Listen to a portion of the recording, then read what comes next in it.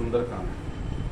अतुलित बल धामम श्वर्णशलाभदेहम धनुजवन कृशानु ज्ञानेवाग्रगव्यम सकल गुणे निधानम बनराणम मधीशम रघुपति प्रियभक्तम बात जातम नमामि।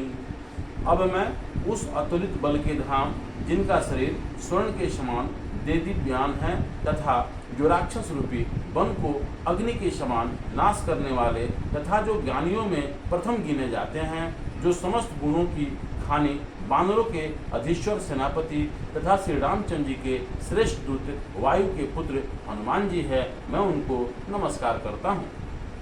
जामवंत के बचन सुहाए सुनि हनुमंत हृदय अति भाए तब लगी मोहि परिखेहु तुम भाई सही दुख कंद फल मूल खाई।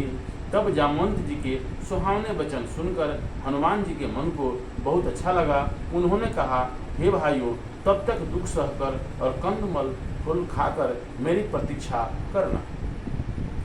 जब लगी आवो सीत ही देखी हो यही काज मोहि हरस विशेषी यह कहीं नाई सबन कहीं माथा चले हरस यह धरी रघुनाथा।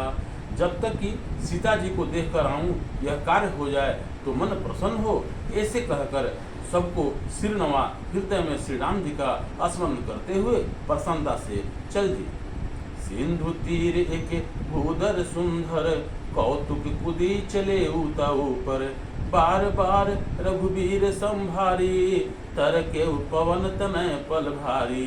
समुद्र के किनारे एक सुंदर पर्वत था, उस पर कौतुक से ही कूदकर चढ़ गए और बार बार श्री रामचंद्र जी का ध्यान करके महाबली हनुमान जी बड़े वेग से उछले।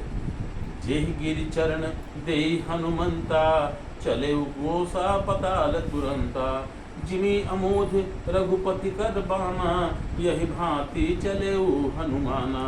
जिस पर्वत पर हनुमान जी चढ़कर कूदे थे वह तुरंत ही पताल को चला गया। फिर तो जैसे श्री रामचंद्र जी का अमोद बाण जाता है उस भांति से हनुमान जी चले। जल निधि रघुपति दूत विचारी मैं नाक होई भ्रमहारी। तब समुद्र ने श्री रामचंद्र जी का दूत विचार कर कहा, हे मानव, तुम इनके श्रम को हरण करो। हनुमान तिहि परसा कर पुनि कीन प्रणाम राम काज किन्हे बिना मोहि कहाँ विश्राम।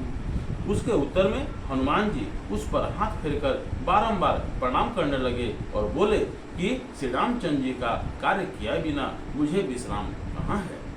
जात पवन सुत देवन देख जाने कहूँ बल बुद्धि विशेषा सुरसा नाम अहिन क माता पठ नहीं आई कहाँ तेहि बाता।